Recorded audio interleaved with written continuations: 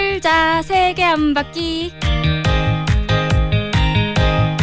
네, 유진 씨 어서 오세요. 네, 귀로 듣는 세계 여행 다돌세 넘버원 가이드 차유진입니다. 그렇습니다. 신짜오. 우리 베트남 다니고 있잖아요. 이것저것 많이 다녔는데 오늘은 또 어떤 여행을 하게 될지 기대됩니다. 네, 오늘은요 베트남의 특별한 문화에 대해서 좀 소개를 해드릴 겁니다. 네, 여행 가기 전에 뭐 어디 갈지 네. 그리고 어떤 맛있는 걸 먹을지도 중요하지만 네. 그 나라의 문화나 예절을 좀 알고 가면 훨씬 도움이 되죠. 도움도 되고 또 재미가 또 있어요. 맞아. 모르고 가는 것보다 그리고 훨씬. 나는 옆에 있는 사람들과 다른 또 이제 기본 소양을 갖춘 여행자다라는 생각도 드실 수 있기 때문에 네. 알려드릴게요. 좋습니다. 그럼 오늘은 그러고 보니까 나도 문화를 제대로 알고 가진 않았었네요. 베트남 갈 때. 오늘 한번 뒤늦게 배워보도록 할게요. 좋아요. 자, 오늘은 우리 베트남 문화에 대해서 배워봐요.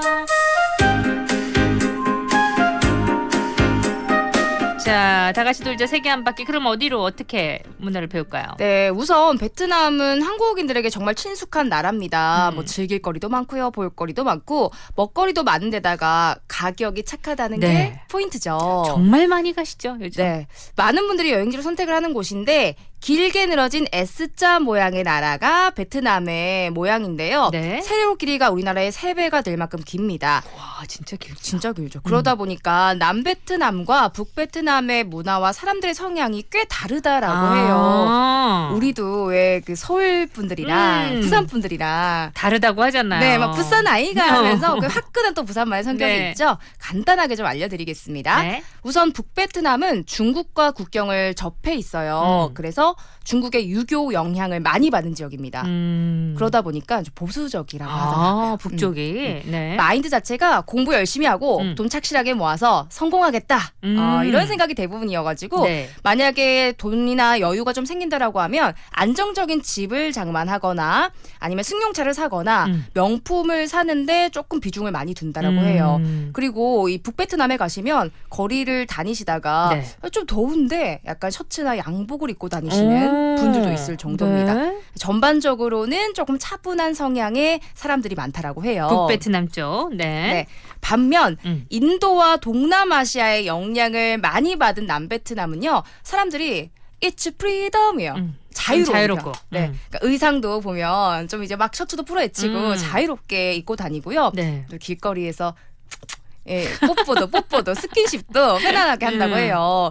지금 당장 즐기자. 내 삶을 지금 즐기자라는 주의라서 여유가 생기면 그 착실하게 뭐 집을 사거나 이런 거에 좀 기준이 맞춰진 북쪽과 다르게 네. 가족들 쫙 불러가지고 맛있는 거 많이 먹는데요.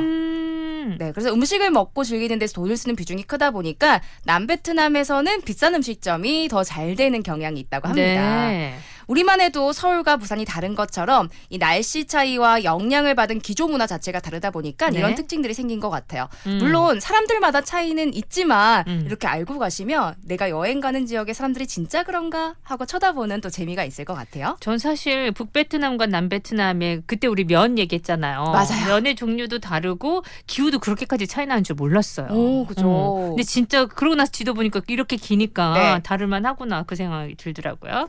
자, 그럼 오늘 독특한 문화 뭐부터 배워보도록 할까요? 네, 첫 번째로 소개해드릴 베트남 문화는요. 교통입니다. 교통. 많이 막히죠?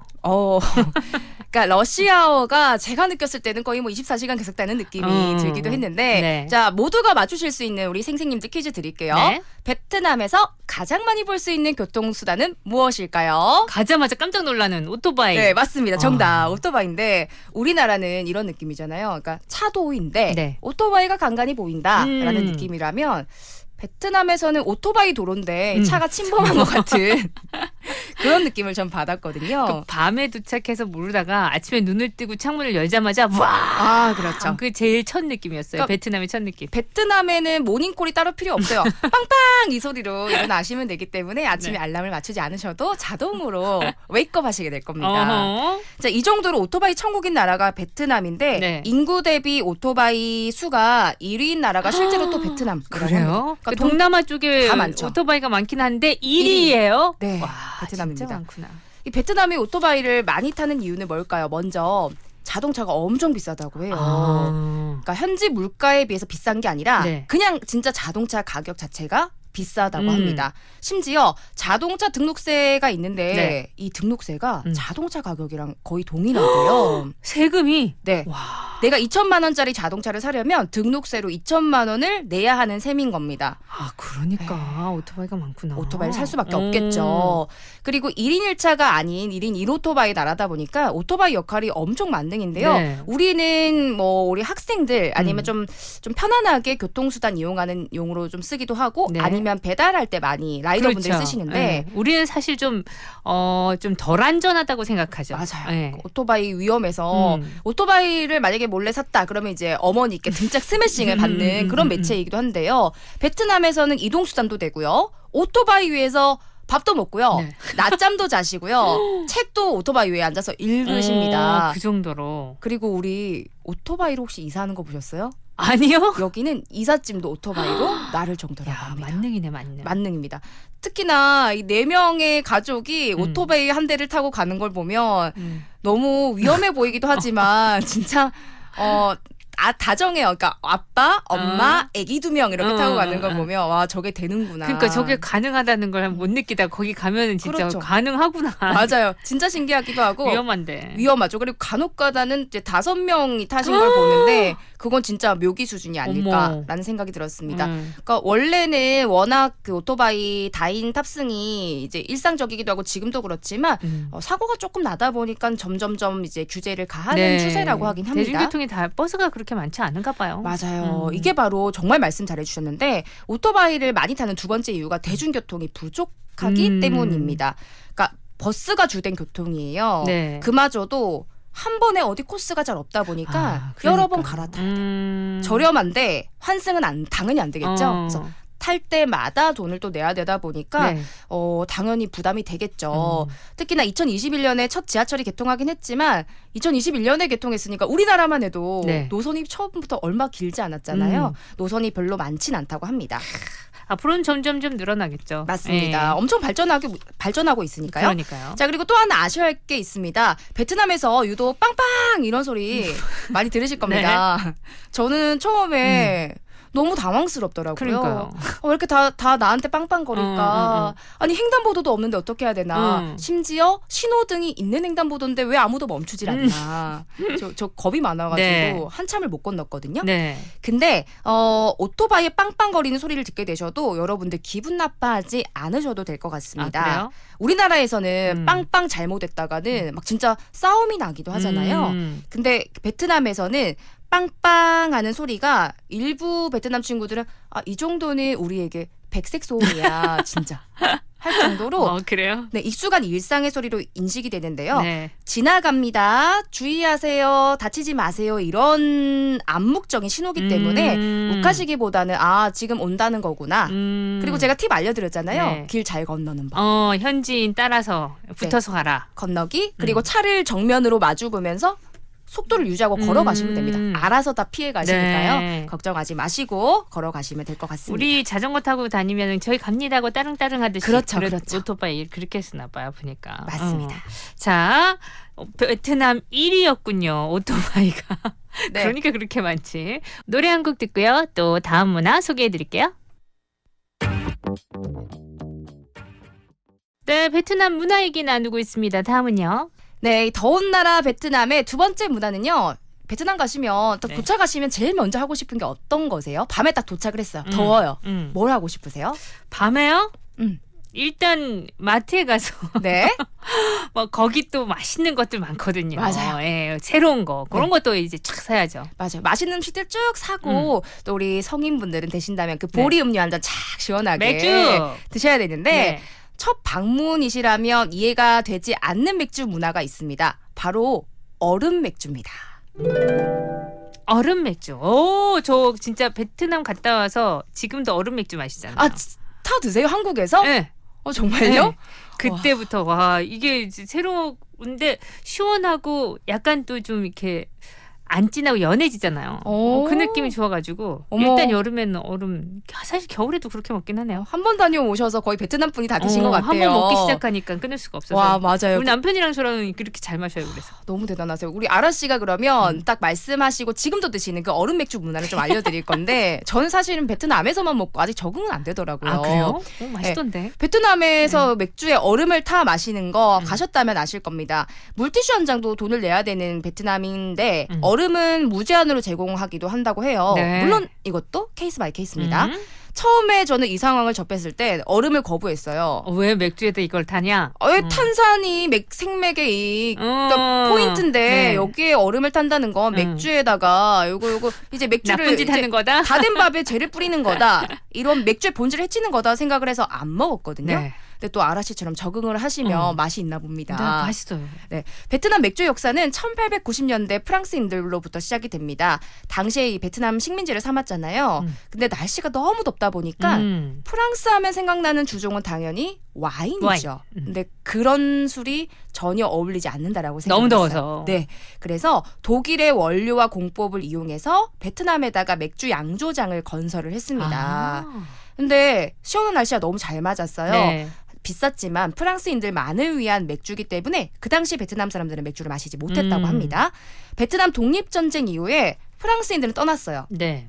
근데 몰라요. 배가 아파서 그랬는지 아니면 또 전쟁을 하다 그랬는지 모르겠지만 떠나는 과정에서 공장의 설비와 주요 기술들을 다 파괴를 시키고 그러고 갔구나. 네, 떠나게 됩니다. 네. 근데 궁금하잖아요. 이게 또 파괴는 됐지만 남아 있으니까 그래서 베트남이 체코에서 맥주 기술자를 초빙을 합니다. 그리고 그들만의 맥주를 만들게 되는데 그렇군요. 만들어서 마셔보고 이런 생각했겠죠. 이게 이 음료가 우리나라랑 진짜 어울리는 음료구나. 네. 그래서 와인보다는 훨씬 더운 나라에는 당연하죠. 맥주죠. 예. 그래서 베트남은 현재 주류 소비의 90% 이상이 맥주가 차지하고 있다고 합니다. 이 베트남만의 얼음 생맥주 문화를 비아허이라고 해요. 네. 생맥주란 뜻인데 비아허이는 이전까지 즐기기 어려웠던 맥주를 대중화하는 데 엄청 큰 영향을 끼쳤습니다. 네. 비아허이 자체가 만드는데 7일에서 10일 정도로 되게 짧게 양조 기간을 잡고요. 그러다 보니까 유통 비용도 적어요. 네. 제작 과정 또한 짧다 보니까 살균 과정을 안 거치는데 그러다 보니 유효 기간은 또 짧아지고 그럼 어떻게 걱정하시지만 워낙 없애버리는 속도가 빠르다 보니까 많이 마셨어? 네, 빨리빨리 돌아서 걱정하지 않으셔도 된다고 합니다. 그리고 날씨가 되게 덥잖아요. 네. 맥주가 워낙 시원하게 내와도 금세 미지근해지기 때문에 조금이라도 더 시원하게 마시려는 임시 방편으로 얼음을 넣기 시작했지만 지금은 하나의 문화 자체로 자리 잡아서 냉장 보관이 되는 맥주가 있어도 비아허이는 사랑을 받고 있습니다. 아니 그러니까 그 가서 처음에 왜 여기다 얼음을 넣어 주셨지 싶었는데 먹어보니까 이 날씨에는 얼음이 있어야 되는구나. 맞아요. 확실히 먹어보니까 알겠더라고요. 안 그럼 금세 이제 김도 빠지고 미지근해지는 느낌도 있고 특히 딱 아라 씨가 말씀하신 게 맞더라고. 왜 먹나 그래도 찾아봤더니 더운 날씨에 먹는 높은 도수의 술은 몸을 더 덥게 만들기 때문에 동남아에선 선호하지 않는다고 합니다. 그래서 맥주도 에일보다는 라거가 대부분을 차지한다고 해요. 네. 그리고 진짜 중요한 이유 중에 하나가 뭐냐면 엄청 저렴한데 비아허이의 타이틀 중 하나가 세계에서 가장 저렴한 맥주거든요.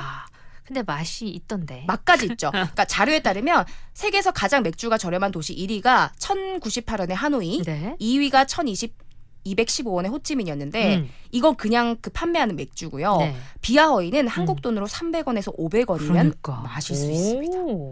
그래서 오후 4시면 사람들은 거리로 나와서 낮은 목욕탕 의자에 앉아가지고 네. 이 비아허이 한잔하면서 사람들이랑 이야기를 도란도란 나눠요. 명절에는 심지어 맥주를 선물하기도 한다라고 하는데 1인당 박스를 5박스로 제한하는 일까지 있을 정도라고 합니다. 이 베트남에 가신다면 어색해하지 마시고요. 얼음 동동 띄운 아이스 맥주 한 잔 즐겨보시면 좋겠습니다. 특히나 이제 점점 더워지고 있잖아요. 네. 비아호이 괜찮다니까요. 한국에서도 될 것 같은데? 네, 맛있다니까요. 드셔보세요. 자, 4부에 가서 더 많은 이야기 나눠보도록 할게요. 우리 베트남 지금 다니고 있어요.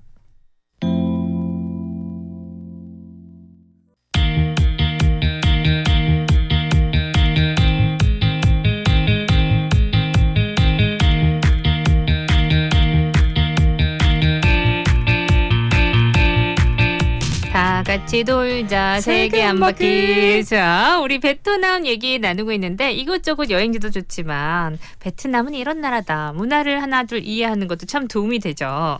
우리 얼음 맥주랑 오토바이 얘기했어요. 그럼 이번에는 또 어떤 문화 이야기 들려주시나요? 여러분 현 시점에서 우리나라를 대표하는 문화하면 네. 뭐가 좀 떠오르세요? 우리는 음식. 예. 그리고 젊은 세대들 사이에서는 K-팝. 맞습니다. 이 K-팝이 전 세계적으로 영향을 많이 미치고 엄청나죠, 있잖아요. 특히 뭐 베트남뿐만 아니라 동남아에는 네. 많은 분들이 K-팝을 따라하고 패션까지 네. 또 흉내낼 정도로 사랑을 크게 받고 있습니다. 네. 근데 이 전 세계적으로 영향력을 미치는 K-팝이 있다면 베트남에는 V팝이 있어요. V팝. 네. V팝이 있습니다. V팝이라고 하는구나. 네, 정확히는 V팝 혹은 비엣팝이라고 해요. 비엣팝. 비에트남이잖아요. 네. 비엣팝이라고 하는데 SNS를 하시는 분들이라면 챌린지라는 개념에 익숙하실 겁니다. 다양한 챌린지가 있지만 그중에서도 음악에 맞춰가지고 짧은 춤을 추고 그 안무가 유행이 되면 다들 따라하는 거죠. 연예인 아이돌 분들도 하시고 뭐 젊은 분들도 하시고 다 하시는 그 챌린지. 근데요, 이 숏폼으로 촬영해서 SNS에 올리는 챌린지 중 얼마 전 엄청나게 흥행을 했던 노래가 있습니다. 네. 한번 들어보세요. 불러드릴게요. 네. 세이프댐과 아일랑 엠멧 MC띵 띵띵땅땅땅 띵띵땅땅땅 세이프 아시죠? 이 노래를 띵띵땅땅이라고 사람들이 막 하더라고요. 맞아요. 네. 저도 이 노래를 듣고 싶은데 어떻게 찾았냐면 공감하실 겁니다. 포털 사이트에다가 제가 띵이라고 쳤거든요. 네. 띵이라고 치니까 연관 검색어가 띵띵땅땅 띵이었어요. 그리고 베트남. 네, 그 정도로 유명한 곡이라 바로 찾았습니다. 그 중독성이 강해가지고 그래서 사람들이 저 노래 뭐지 해서 따라한 분들이 상당히 많았나 보더라고요. 아마 방금 살짝 들으셨어도 따라하실걸요? 그래서 이게 베트남의 노래 V팝인 거예요. 이 곡은요. 그 쇼폼 매체죠. 틱땡에서 370만 개가 넘는 동영상을 탄생시켰습니다. 전 세계에서 이 노래를 틀고 똑같은 춤을 춘 거죠. 네. 그런데 이 노래 자체가 황티링이라는 가수의 시팅이란 노래인데요. 가사 뜻이 너를 만난 순간 내 머리에는 종이 울렸어. 띵띵땅땅땅. 그 종소리구나. 띵띵땅땅이. 우리는 딩동댕동이지만 여기는 띵띵땅땅땅 요건 거죠. 노래 가사도 괜찮습니다. 근데 아이돌뿐만 아니라 여자 프로배구 선수 중에서 너무 제가 좋아하는 되게 예쁘시기도 하고 경기도 잘하시는데 이다현 선수라고 있으세요. 그러니까 이다현 선수가 경기 중에 이 노래에 맞춰서 막 춤을 추거든요. 재밌는 건 김연경 선수가 다현 선수 춤을 막 따라하면서 뭐 이런 춤을 처음 놀리는 그 장면이 유명한 클립으로 돌기도 했습니다. 이 시팅 이전에는 2021년에 일명 제로투 댄스라고 불리는 노래가 있어요. 땅송 빵송 땅똥 빙뽕 삐리띠띠띵띵 이런 노래가 있거든요. 그러니까 이 노도 베트남 가수 파오의 하이프턴이라는 리믹스 버전입니다. 되게 많이 했어요. 이렇게 해서 유명해졌구나. 맞습니다. 비에팝이. 그럼 우리 띵띵땅땅 한번 듣고서. 자, 들어보시면 제 노래 이해하실 겁니다. 한번 좋습니다. 들어볼까요? 한번 들어볼게요.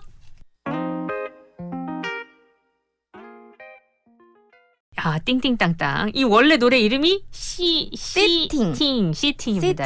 하지만 우리는 띵띵땅땅으로. 네, 띵띵땅땅 하면서 외우기 쉽죠. 들어보시니까 좀 어떠세요? 근데 제가 이제 베트남 우리 여행 얘기하면서 그래서 베트남 노래를 좀 찾아봤더니 K-팝이랑 좀 비슷한 느낌? 그런 느낌으로 많이 따라가 맞나? 모르겠는데 느낌이 비슷한 느낌이 들면서 또 특징이 얘들이 되게 중독성 있는 노래들이잖아요.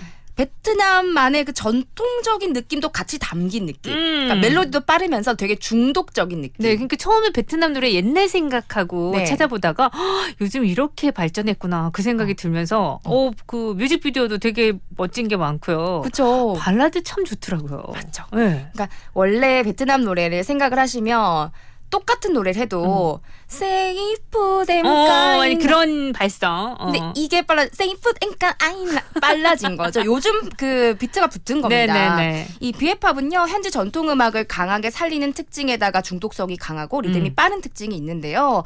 지역적 특성이 전 세계 팬들에게 신기하니까 익숙하면서도 신기하니까 잘 다가간 거. 그리고 너무 말씀을 잘해주셨는데 비핵합이 빠르게 확산될 수 있는 가장 큰 이유가 숏폼 챌린지입니다.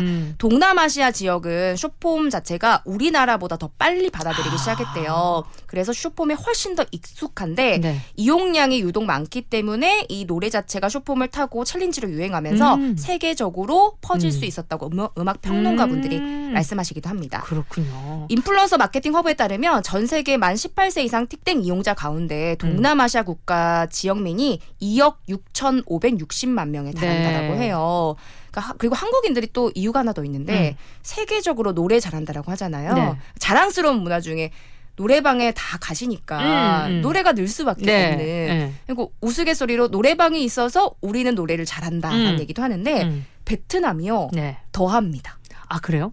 어느 정도냐면 베트남 사람들은 집집마다 노래방 기계를 둬요. 아 예전에 우리도 꽤 많이 노래방 기계를 구입했었잖아요. 네, 네. 여긴 진짜 심하고요. 네. 밤이고 낮이고 마이크와 상시 함께하는 삶을 살고 있는데 가전제품 마트에 가보시면 크고 작은 노래방 기계들이 쫘라락 전시가 돼 있고요. 네. 들고 다닐 수 있는 소형 노래방 기계도 많아요. 어. 그러니까 세탁기나 냉장고처럼 노래방 기계는 집에 있는 필수 가전인 겁니다. 예전에 우리 어머니 아버님께 선물하는 효도 선물로 네. 노래방 기계 선물 꽤 맞아요. 했었던 때가 있었어요. 우리도. 저희 네. 집에도 있었는데. 우리도 있어요. 있어요. 이 노래방 기계 있는 집들은 보통 집이 아니거든요. 그래요? 열심히 부르는 맞아요. 그리고 이제 뭐 이렇게 누구나 들고 있다 보니까 바닷가에 가도 술집에 가도 베트남의 1인 오토바이에다 실어가지고 여기저기서 노래를 부르는 사람들을 쉽게 찾을 수가 있어요. 그래서 베트남에 딱히 노래방이라는 게 없다라고 합니다. 아 그렇구나. 나와 마이크가 있는 곳이라면 어딘 노래방이기 때문에. 우리는 또 노래방은 또 노래방대로 있는데 네. 노래방에서 부르는 맛을 또 우리가 알기 때문에. 맞아요. 거기다가 이 동전 노래방이 유행이잖아요. 네. 베트남은 동전 자체가 없습니다. 화폐 단위가 크기 때문에 지폐로 거의 써서 동전 노래방도 그러니까 한국의 웬만한 문화들이 많이 전파가 되는데 네. 전파가 될 수 없는 문화 중에 하나라고 합니다. 새롭게 이번에 베트남 노래를 찾다가 놀랐어요. 진짜 그 뮤직비디오 보고 하니까 K-팝의 영향도 꽤 있는 것 같고 맞죠. 느낌상. 네. 근데 노래가 막 신나고 재밌고 이런 게 많더라고요. 그래서 노래 좋다 이러면서 저도 들었고 여러분들에게도 지금 한두 곡씩 들려드리고 있습니다. 네, 베트남 문화 얘기 나누고 있는데 이번에는 뭔가요? 네, 베트남 문화 중에 가장 독특하다고 생각했던 문화인데요. 바로 잠옷 문화입니다. 잠옷 문화요? 거기 네. 되게 더운 나라잖아요. 여러분 이런 얘기 들어보셨죠? 왜 우리가 밸런스 게임 같은 걸 할 때 수면 잠옷이나 집에서 입는 잠옷을 입고 어디까지 당신은 나가는 걸 허용합니까? 이런 얘기들을 하거든요. 어디까지 나갈 수 있으세요? 저는 집 밖은 안 나가는데. 안 나가세요? 저는 겉옷을 걸치면 좀 양보를 했었을 때 편의점 가까운 편의점까지 정도는 그 수면 바지 그거는 뭐 겨울에 패딩을 네. 입고 문 앞에까지는 나가는데 편의점까지는 못 가길 것 같아요. 마트도 못 나가시죠? 못 나가요. 그렇죠. 네. 그런데요, 베트남에서는 이 잠옷이 아주 일상적인 패션입니다. 아침 저녁 거리 시간 상관없이 길거리는 물론이고 네. 심지어 대형 쇼핑몰이나 고급 백화점에도 네. 맨발에 슬리퍼, 잠옷 차림으로 거리낌 없이 활보하는 모습을 보실 수가 있어요. 아 정말요? 네, 아마 들으시는 분들은 실내복이랑 잠옷이랑은 다르죠 지금. 그렇죠. 근데 지금 자는 옷, 네. 잠옷을 입고. 맞습니다. 트레이닝 바지에 낡은 반팔티겠지 그게 아니고요. 레이스 달린 진짜 실크 파자마요. 근데 언제부터 그렇게 잠옷을 좋아하신 건가요? 예전부터 잠옷을 입고 돌아다니는데 네. 물론 나이가 있으신 어른이신 경우가 더 많긴 하지만 네. 젊은 여성들도 파자마만 입고 편하게 다닌다는 게 너무 독특한 문화입니다. 여기는 패션이구나. 맞습니다. 제가 놀랬던 게 네. 베트남 갔었을 때 그 편의점에 가가지고 네. 음료수 사고 있는데 그 번쩍거리는 폴리에스테르 있죠. 네. 그 레이스 잠옷을 그 또 나시를 응. 그거를 입고 반바지를 입고 헬멧을 쓰시고 편의점에 들어오는 아주머니를 보고 너무 놀란 거죠. 정말. 네, 처음엔 너무 놀랐지만 종종 보이니까 그때 뭐 조사해 보진 않았는데 그냥 자연스러운 건가?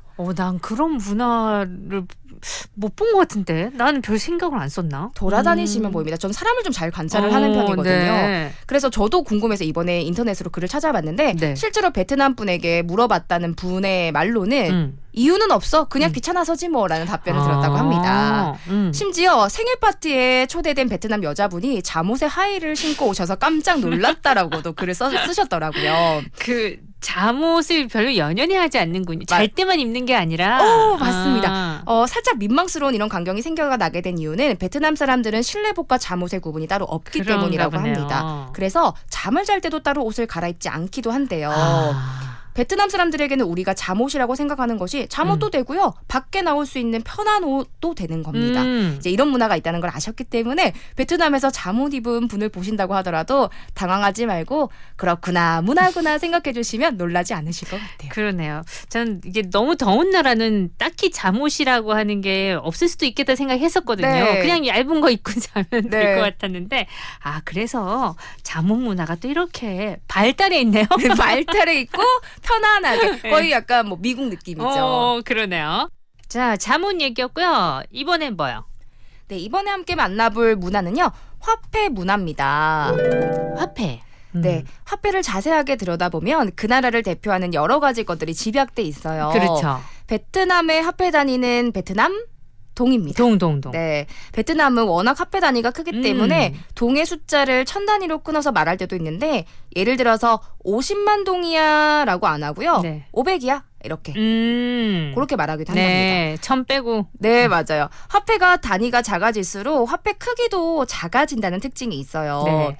그리고 최근에는 100동, 200동, 500동 같은 화폐는 너무 작은 단위예요. 계산하실 때 쉽게 하시는 방법이 공을 하나 빼시고 나누기 2를 하면 우리나라 돈이라고 보시면 되는데 네. 100이면은 공을 빼면 10이고 나누면 5니까 5원인 거죠. 너무 쓰지 않는 단위이기 때문에 이런 얘기도 있었습니다.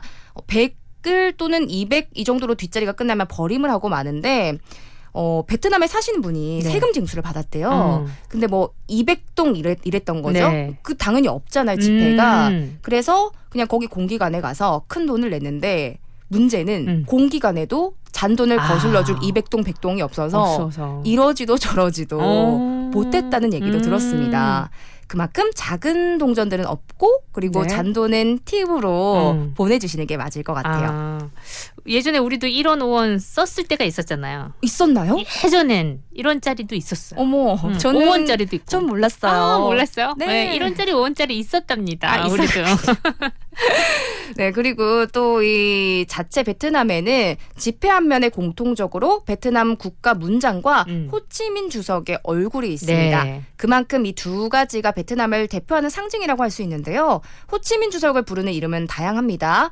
호아 아저씨라고 부르기도 하고요. 호치민 주석으로도 부르는데 호치민 주석의 업적을 기리기 위해서 베트남 곳곳에는 이 사람의 이름을 볼 수가 있습니다. 도시 이름도 호치민. 제가 한번 우리 저번 시간 때 알려드렸는데 네. 원래는 사이공이었던 지역이 통일이 되면서 네. 이 호치민 주석의 이름을 따서 호치민으로 바뀌었다고 말씀드렸죠. 네.